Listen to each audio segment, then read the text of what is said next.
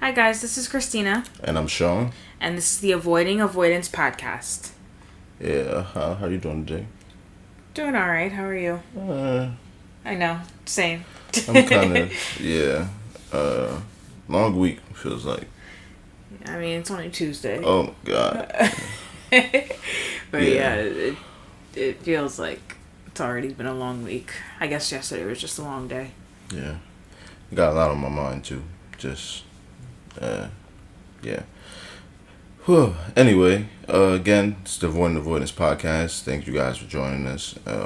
We're getting a lot of good feedback. Yeah, it's been really great, Yeah, honestly. yeah. Got a lot of downloads. That was Yeah, pretty exciting. it's exciting to hear that people are trying to be more in touch with their mental health, Yeah, and we like to be the people that are helping to promote that. yeah, of course. So it's pretty awesome.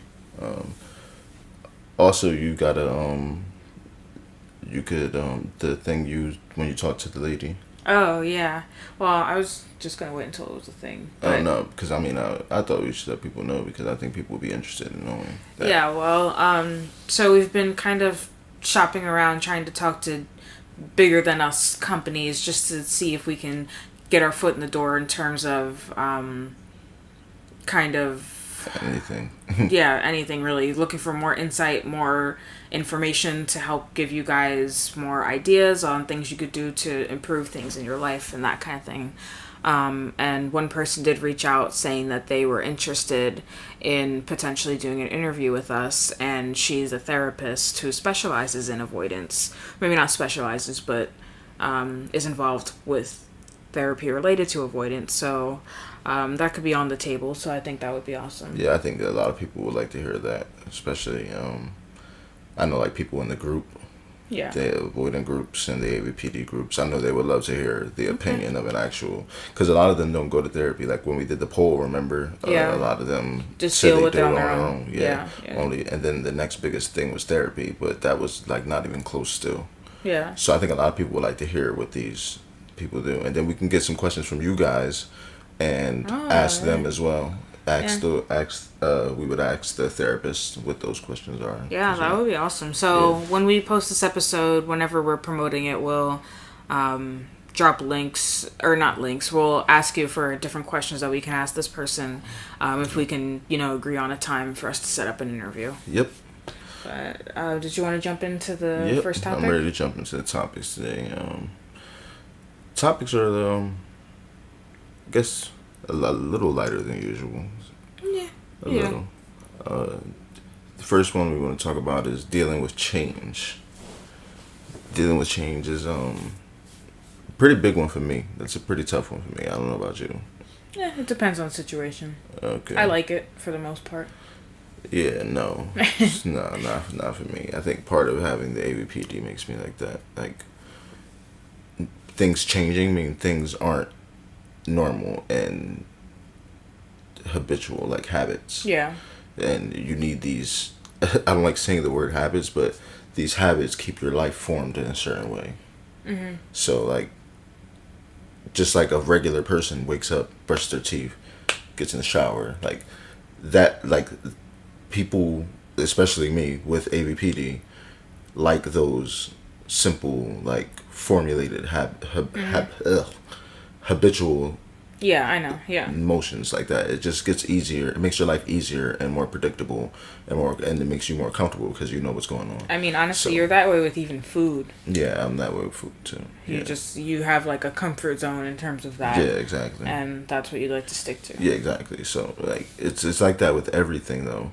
So change is a pretty hard one. Like well, it was before. Now I'm getting better with it because Things have been changing a lot. yeah, things have been changing a lot. They're going to change even more now because, like we said before, we're moving to Florida in a few months.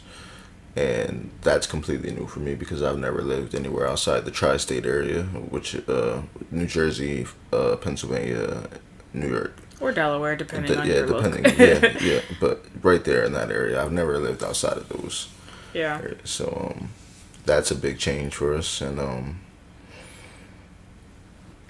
yeah, I mean that's going to be new too. I haven't had to live with other people in a while. So I guess I'm gonna have to try to learn to open up a little bit and be more comfortable around people.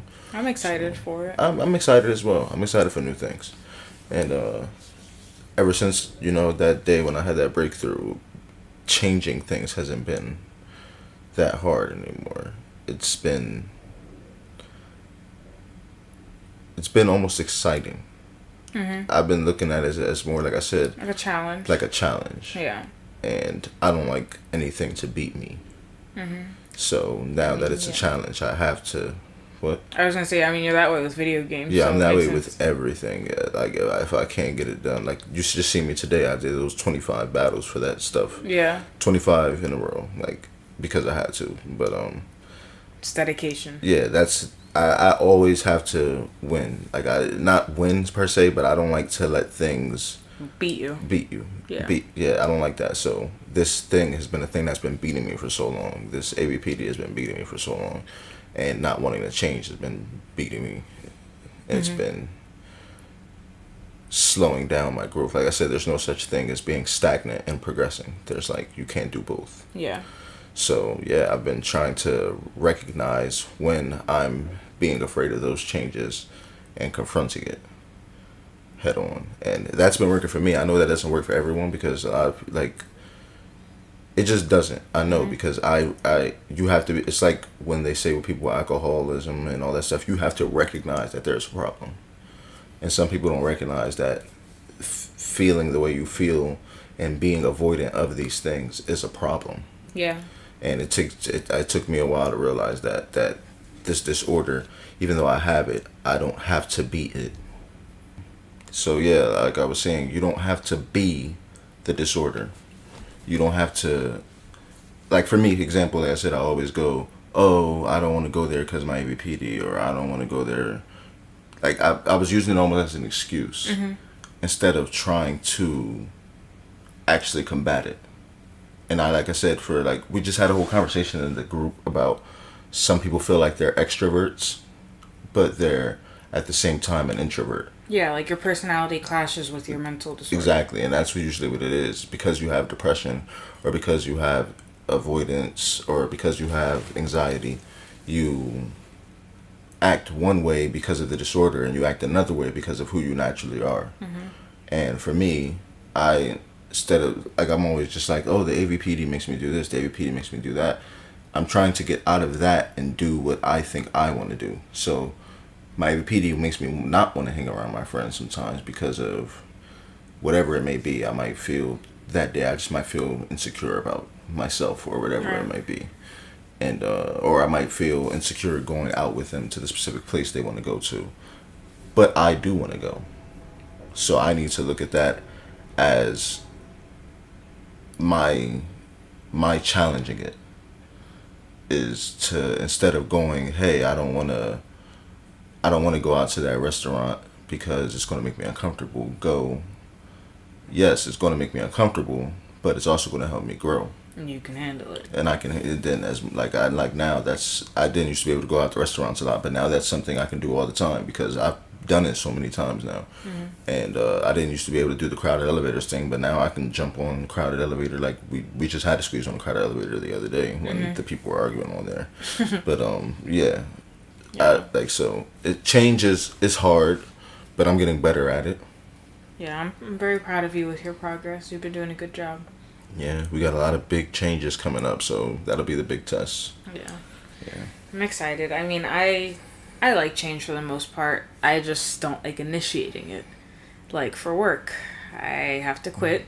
Yeah. And I can't do it. Yeah. But I'm excited to have it done. I know as soon as I'm done with it, like this huge weight will be lifted off my shoulders.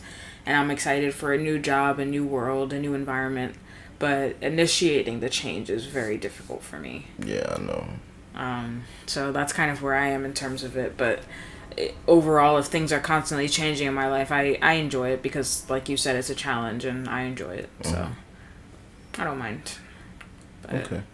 I think I wanted to do the other habit before, the other topic before. Yeah. Because I agree. So it makes sense. Yeah, like I was saying. So we were just talking about you saying you don't want to initiate change, and that's a habit. That's an avoidant habit. Yeah. Right there. That's something you don't like to confront people at all. That's one of your avoidant habits. Even when you know you need to confront someone, or not even a confrontation, it could just be that you need to call someone or something like that. You don't like phone calls either. Yeah. So the whole thing we're trying to get at is recognizing those habits and like going at them. How do you think you can start going at those things? I have no idea. I mean, What's another one you have? Like you said, the one is the having to deal with going in stores alone because of men and stuff like that. I think I just need to do it, and just through exposure therapy, just forcing myself to handle it. It will be good. I mean, when I was going to therapy, she said that when you're exposing yourself to these types of situations, before that, you should imagine the worst case scenario or every single possible scenario and how you would react.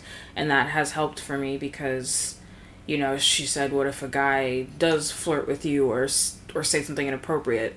Although it probably won't happen, how would you react? Right. So I have to go through these scenarios in my head and figure out that. And it helps, when I'm in these stores, I feel like I imagine something is about to happen and I already have a canned answer for what, right, how I'm going to respond. So, I mean, I feel like that could be the same thing with you in terms of what you think the worst case scenario is and how you think you can handle it. Yeah, for me, it's like, I with AVPD, you always think of the worst case scenario. You always think of squeezing in the elevator and someone says, "Oh, why'd you get in here?" Or you think when the group walking past you laughing is laughing at you. Mm-hmm. You think they're laughing at you. They're not laughing at you. Yeah. But you always think like that. You always think what the worst case scenario is, and that's been helping me because I always used to just think of the worst case scenario, and now I also think of the best case scenario, which is that nothing happens, and it reinforces me to. It's like positive reinforcement. Mm-hmm. If you get into these situations and positive things happen, then you'll continue to try these situations. Like I said, with the restaurant, I kept going and going and going, and every time it was a good experience. So now I don't feel like I have that bad experience going to restaurants. Yeah, so you don't have a reason to be nervous there. Yeah, exactly. Yeah, that makes sense. But one thing that's hard is for people to recognize these habits. Mm-hmm. Because a lot of people don't realize that there's something wrong with these habits. Like I said, for you, you don't like the phone calls, and I like phone calls, but you don't like phone calls. And I don't know if you think that's a problem or not. I mean, I make phone calls if I have to, but yeah. You don't like when you had to confront your friend recently. You didn't want to do that. Yeah, that made me very anxious. I would much prefer to have that talk over text, but I realize that it's not the best thing. Yeah, you need to do some certain thing. But see, that's what I realized. In that moment, you realized that you needed to do one thing over the other. Mm-hmm. So you confronted what you're what you were avoiding. Yeah. So that's one. That means you recognized that it was something that you recognized it was you recognized it was a bad thing, mm-hmm. and you fixed it. You rectified it. So that's what you need to do. That's what I need to do when I'm saying I don't. Again, I'll use this example. I don't want to get on this elevator. Mm-hmm. I need to recognize in my head that I'm avoiding it because of my AVPD, and just go at it mm-hmm. directly and deal with the consequences of it afterwards. Yeah. So, yeah, I mean, and sometimes people are going to do things that make you uncomfortable. Every time it's not going to be a positive experience when you step out of your comfort zone. But every experience is an experience. And every experience isn't going to be the bad case scenario. Yeah, exactly. So you have to... You can't live your life by the worst case scenarios. Yeah, absolutely. And I know that's pretty much what these anxiety disorders make you do. Yeah. They make you think everyone is bad and everything is bad. But... There are some bad people and bad things, but it's not the majority. You have to let yourself... You can't trap yourself within yourself. Yeah.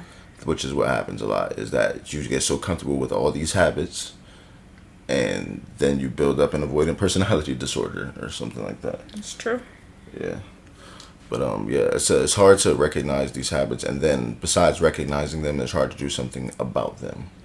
But I feel like if you really want to, like when I had my breakthrough the last month ago or whatever, whenever it was before we started the podcast, it took me having a breakdown and realizing how much this disorder has taken from my life for me to want to take my life back.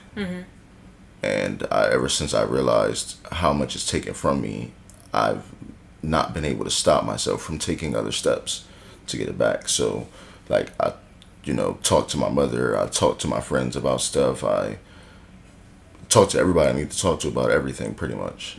And because that was my way of starting to confront this stuff. And like I said, we're moving. That's part of me also confronting something I was avoiding, which was moving away from my hometown.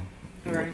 And so it's just a lot of things, that I'm confronting and that I didn't realize were problems before. Yeah, we've got a lot going on, and it's just about handling it and not letting it get to you. Yeah, I mean, it's going to get to you sometimes. Like today, we're having a particularly, it's a bleh kind of day. So we didn't want to record, but we still come in here and record because, not every day is going to be a great upbeat day. But, this is important to us, and I hope it's important to you too. So yeah, we really want to keep this up as best as we can. Yeah. I know we didn't make a Sunday episode. We're still trying to work out Yeah. exactly what days we want to do it. If anyone has any suggestions, certain days just feel too close together. I'm thinking of doing like Wednesday and Sunday. Something like that, yeah. If you guys have any opinions. Yeah, but we want to do 2 a week. So let us know if you have any ideas on that. It's still hard. Tuesday and Sunday seem too close. Yeah. It was only 2 days apart. Or also too far apart, like between Tuesday and Sunday, like going to Sunday. Yeah, and then the other like way, it's 2 days. Yeah. So, yeah. Maybe Wednesday and Sunday or something like that, but we'll find out. Yeah. All right. Maybe we'll take a poll. Yeah, maybe we'll take a poll. I have a poll idea for tonight too, Okay. Which I need to talk to you about anyway. Anywho. Maybe do you want to talk about relationships? Yep. There you go. So I wanted to talk about maintaining relationships with mental illness. Between friendships and love interests and family, there's different ways that I feel like relationships are affected in different ways. So, for example, with us, like as a couple, I feel like it harbors insecurities that can like turn into like actual arguments because of things that are just churning in our heads. So elaborate. So I feel like I guess every relationship is this way when you feel like, oh, he looked at this girl, was he thinking about her in this way or a different way and this and that, and I feel like, I mean, that's just like a stupid example. Because of your own insecurities. Yes. And I feel like that can sometimes be amplified by anxiety and make things worse. But, go ahead. I was going to say, but also in terms of maintaining the relationship, it's difficult for me, for example, sometimes I don't feel like doing anything. And, that depression feeling when everything is just like complete apathy, I worry that I'm harming the relationship by not doing anything to benefit the relationship, per se. I understand what you're saying. Yeah. But that's not how I work, you know that. Yeah, I'm just saying. I understand totally when you're going through those spells because I go through them myself.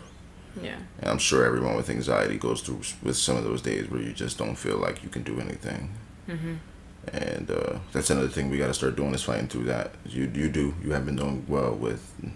I don't think you've had a bad day in a while, and I don't think I have either. Like my sleeping's a problem.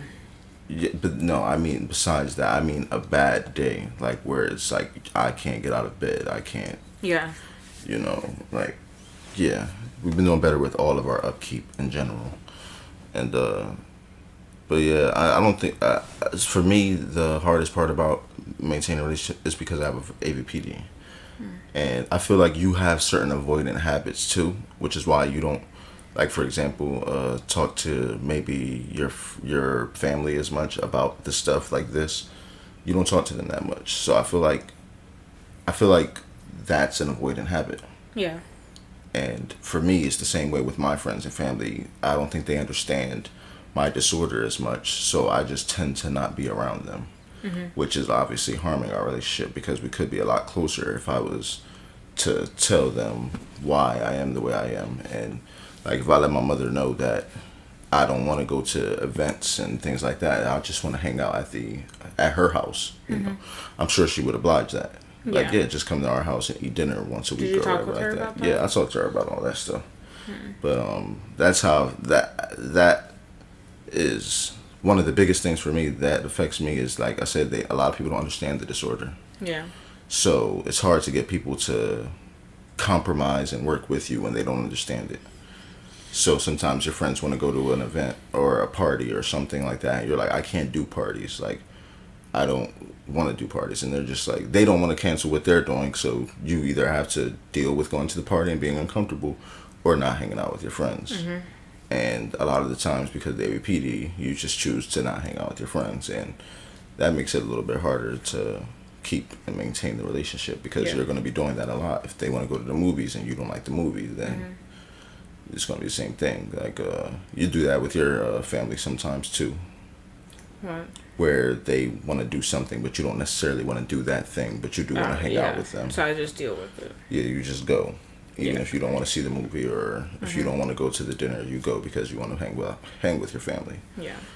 I can't do that. My ABPD doesn't. I'm not there yet where I can just snap my fingers and go, I don't like this thing, but I'm going to go because my like, if I could, then I would do everything you want me to do. Like, there's a lot of times you want me to go to dinner with your family, and I can't because I just feel like that sixth wheel. Yeah. It's okay. Sixth wheel? Is it 6? Yes. Yeah, sixth wheel. I feel like I'm not part of that. Like I said, you guys are a family that eats dinner like every night together. Like, you guys have like things to talk about and things like you're a unit. You guys all, it's like having a friend group. Like, you guys all have all the in jokes. You know everything about each other, and I'm outside of that. So I gotta. But we're trying to make you part of it. I know, but it's hard, and it's been 7 years, and it's a long time. Yeah, it's been 7 years, and I'm still feel like that outsider. So yeah, that's something we gotta work on. That's another thing. That's another way that it makes it hard to maintain that relationship. Because, like I said, it's hard for me to build a relationship with your family. And, well, this Florida thing, it'll be kind of a forcible, in a good way, but you'll be part of the unit because you'll be there. Right. So they'll be inviting you to everything. Not that you have to go to everything, but no, I know. You'll be really part of the daily routine. Yeah, right. So that'll be good. And I'll have to get used to that. Like I said. So that'll be another. Like I said, a lot of the stuff we're talking about, the big tests are going to be when we move. I'm so excited. Yeah, me too. I'm very excited. I actually wish we could move sooner. We can. You gotta tell your boss you quit. Yeah, it's kind of on me, this whole thing. You gotta tell your boss you quit. Man, I'm so nervous. She's terrifying, guys. You don't understand. She's not that terrifying. You haven't met her. She's not. She's that a terrifying. monster. I've heard enough. She's not that terrifying. I don't have a problem with confronting people. I do. I don't. So I can't do it. Yeah, I don't. I grew up in a place where you had to speak up for yourself. So. Yeah, no, she's terrifying. Yeah, no, she's not more terrifying than Camden. Yes, she is. No, she's not. She's scarier than the whole of Camden. No, she and is. Baltimore. You and know better Chicago. Than that. All of them mixed together. First of all, she's joking because she never was raised in any place like that. She knows way better than that. Your boss is not that bad. Your boss is not a. Your boss is not. She. That's what she is to me, though. No, she's not though. She's my challenge. No, but she isn't. Yeah, but she's not as bad as any of those places. At all. No, you can confront this older lady about leaving a job that you have to leave because you're not making enough money. Like you. Yeah, but even if it's a problem, because even if she might offer me a couple bucks, but it's not about that though. Yeah, it is about that, but it's not about entirely. that. It's she about, can't offer me enough. Yeah, it's about changing your whole lifestyle. Yeah. So yeah. Now if she offered me like double wage, and we could talk. Yeah. But I don't think that's gonna be the case. No, I don't think so either. So yeah, you have to do that for sure. Yeah. But also, like I said, I want to. When we talk about all these topics, we want everyone else's opinions as well. So whether it's dealing with change, maintaining relationships, or confronting your avoidant habits, we want to know how you guys deal with all these things. The main topic I want to know about is how people deal with keeping and maintaining relationships with their disorder. Like I've recently made a few new friends, and it's hard for me to keep up with texting them and not texting them because we're not texting, but to like Messenger and Twitter message. I'm better at texting because it just comes directly to my phone, you know. But so it's hard to do that, and with the AVPD, sometimes you want to talk to people and sometimes you don't, so it makes it weird. Do they have AVPD? Yeah, both people I made friends with, they both have AVPD as well. So some days I don't, I feel like they need space some days I need space, and it's hard to gauge. Yeah. But I would like to know how other people deal with maintaining their relationships and how their anxiety, depression, AVPD, how their mental illness in general affects their everyday life and their relationships. And if you guys have anything to say about that, you know, feel free to hit us up on all the platforms. We have all our platforms out there, our Facebook, we have everything out there. If you need it, you could definitely find it. You could find us. And our primary email is avoidingavoidancepod at gmail.com. All right. So next things are, did you have anything you wanted to vent about this week? I was trying to think about that now. It's probably related to work because that's all I do. I work and sleep. I mean, I do want to vent about the fact that I sleep a lot. That's really, really been bothering me. I know it's related to either my anxiety, depression, both, or maybe it's related to some underlying situation, but it's very frustrating. I feel like I can never get restful sleep. I wake up tired. I nap tired. Like, it's just like constantly I'm just I think you like sleep. I think that's the thing. Like, for example, my cousin is like that. Like, I don't think you're sleeping because you're sad or something. Like, no, but I feel physically fatigued. But I feel like everyone feels physically fatigued. Like, I have insomnia, so I feel physically fatigued all day. I don't know. And I just fight it. I feel like most people feel like that. I feel like most people who go to work, and halfway through the day they're like dead, and they just have to fight it until they get home and go to sleep at 9 o'clock or whatever it is, you know. Yeah, I mean, it feels a little bit more than that to me because I used to be able to work. Well, ever since I've met you, you've always been this way. You've always slept. You've always napped. It's a problem, though. I know it is, but I mean, I know the main problem is that it's supposed to be if you're doing it out of depression or something. But I don't think you're doing it out of depression. I think you're just doing it like... I disagree. I mean, because I know I can see when you do it out of like depression or something like that. I know those days when you don't want to get up out the bed, and those days where you just feel like blast, so you go to sleep. Well, no, there's but a lot of the times... What? Go ahead. Because I know those times are different. Like, it's not that I'm taking a nap because I feel upset. It's that I'm taking a nap because I feel tired. But the depression physically beats me down. Like, I get a lot of physical manifestations of anxiety and depression. Right, but I'm saying if there's times where we're having a great week and you still do that. So I don't know. Yeah, I think that's why I said it's hard to figure out. But I think a lot of it is tied to something. I think one of your comfort things is napping. Yeah, I think that's what that is. I think, and I mean, yeah, it probably does. Well, I'm sure it has to do with your anxiety and stuff like that, because I think that's one of your coping mechanisms. That's probably right. For me, one of my coping mechanisms, which is why I developed insomnia, is staying up late. I don't know why, but staying up late and getting that alone time with myself, like really, like not even when I was just with, not even now that I'm with you, but I mean before, even when I lived with my grandmother, who was barely like in my space or anything like that. Just having the quiet and night to myself, that makes me feel I used to love that. Back in like middle school and early high school, I would stay up till like 3 on the regular. Yeah, well, I stay up, till like 6. I know, you're crazy. Daily. And, this morning I woke up and it was like 4 a.m. and you were still chilling. I was still chilling. Insomnia is terrible. Sometimes I get like 3 hours of sleep in like 3 days. It's bad, but it's something else I have to work on. That's another mental health thing I need to work on. Do I have anything to vent about this week? I don't think I actually have anything to vent about this week. I think I've talked to a lot of people about the stuff that was bothering me. It's more of a positive thing. Yeah, I talked to you about some stuff that was bothering me this week, and how we're gonna work on changing that when we move. So I don't have anything I need to vent about this week. Okay, you want to jump into a positive thing then? Yeah, a positive thing that happened this week. You first. Trying to think. I don't think anything really positive happened this week, to be honest. I'll do my positive thing. My positive thing this week is that I realized I pinpointed 5 major things that are contributing to my ABPD. Yeah, you did. And those 5 things are 5 physical things that I can work on. So that is like the way I'm putting it is if I can do something to help change these 5 things, I can have like 50% less anxiety about myself. That's amazing. Yeah, I would be like 50% less insecure about myself. So if I do those things, like, I'm pretty sure like for everyone, like everyone has like certain people are insecure about their weight, certain people are insecure about their looks, their hair, their teeth, whatever it is, whatever those things are that you're uncomfortable with. I'm pretty sure if people could fix those things, that would help.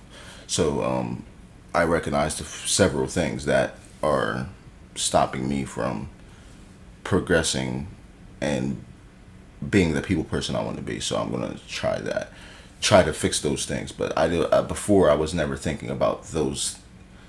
I was never thinking about changing those insecurities. I just realized I had those insecurities and I was just going to deal with them. But to truly deal with them, I need to find a way to fix them if I can. So like I said, one of those things is for me, my teeth. I don't like my teeth at all. So if I can figure out how to do something, if I can go to the dentist and do something that'll make me feel more secure about my teeth, that would help a lot. And that would take away from the insecurity of my appearance a lot. Yeah. So just stuff like that. But I found 5 major things that are things like that would help me get over my ABPD, and so that's something I'm going to work on. That's an interesting thing for the community too. I'm curious if they want to name 5 things that they know that they can actually improve. I feel like a lot of people have like 5 or 6 things that they know that like. I'm curious. Yeah, that if they changed it, their ABPD would change along with it. Yeah. I feel like for a lot of people, a big part of it is physical appearance. I feel like a lot of people don't like the physical appearance that have ABPD. And there's a lot of simple things you can do to improve your perception of your physical appearance. Yeah, that's what I said. That's why, like, for example, like, I'm growing my hair out because I feel like I look better with longer hair. Yeah. And that makes me more comfortable. Yeah. So. That's good. So, in terms of taking a step, You still haven't taken your step. have not taken my step. I took my step. I am sorry to disappoint you guys. First of all, not that it's an excuse, but my phone broke. Yeah. So, the past couple of days, I haven't been able to call anyone when I was thinking about doing it. Right. Although I probably could just use, like, Google or something. Or Facebook Messenger, like you have been. But, I know I need to talk to my parents, at least one of them, about my anxieties. I've said this a million times on the podcast, but it needs to be done. Yes. But I'm also going to add in another step, which would be talking to my boss. Yeah, that's something you need to do. Giving her, like, my freaking, like, 2-month notice. Yeah, I feel like the earlier you do that, the better. So I feel like I'm going to do it this week because I've literally told everyone else in the job except her. So I feel like one day it's just going to leak to her. Yeah. And it's going to possibly be worse. So I need to work on that. Yeah, you do. Do you have any new steps you want to take? I took my one step, which was talking to my mother about a lot of the things that bother me. Do you want to talk about that? Not really. Okay. We just talked about a lot of things that bother me about our relationship, and a lot of things that she did that impacted me negatively and or positively. Like, just things that I feel like a lot of people have their ABPD stems from issues like nature versus nurture. Like, some stuff happens at home that they have to confront, and I was able to talk to my mom about that stuff, and now we're better off for it. Okay, that's great. So I think, like, from in the future now, if I have a problem with something she does, or if I feel like something is something I don't like, I feel like I can talk to her about that now. The door's more open now. Yeah, no, that's how I feel. Okay, And that's good. another step I want to take is I want to talk to your dad about those 5 things I want to change. Ooh, my dad's in for it. Yeah. Yeah. I want to talk to your dad about those 5 things I want to change because Okay.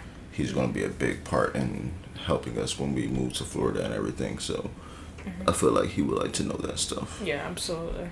So that's a step I want to take. So I guess both of our steps this week are to talk to your parents. Yeah. Yeah. So yeah, Alright. that's good. Is there anything else you wanted to talk about? No, just I really appreciate the feedback from you guys. Yes, we need more. More, plenty, as much as possible. It's Don't really, be nervous. Yeah, it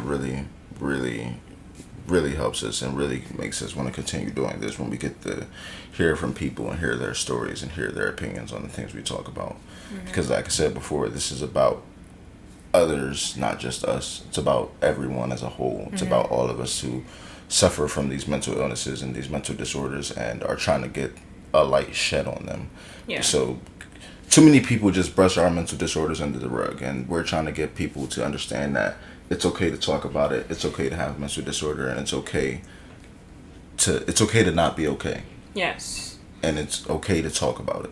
So please share our podcasts and our ideas so that you can open up doors between you and your friends and family members, as well as allowing Others. people, Yeah. allowing people to do the same thing. Right. Yeah, but that's been it for this week. I'm Sean. I'm Christina. And this has been Avoiding Avoidance Podcast. And remember to always avoid that avoidance. Thank you, guys. Alright, guys. This is just a little jump cut I want to insert here. This episode was a little shorter than our normal episodes. We just been having an off week. We didn't want to gyp you guys out of the content, so we figured a shorter episode is better than no episode at all. We're going to give you some more snippets throughout the week. I have a few ideas of what I'm going to do for snippets, and we're going to be back again on Sunday, and then again on the next Tuesday or Wednesday. So, but I just want to let you guys know that the episodes won't be this short all the time. We just this has been a tough week for us, so yeah, bear with us here, and we'll get through it. But thank you guys again. So just wanted to put that out there. All right. Thanks, guys.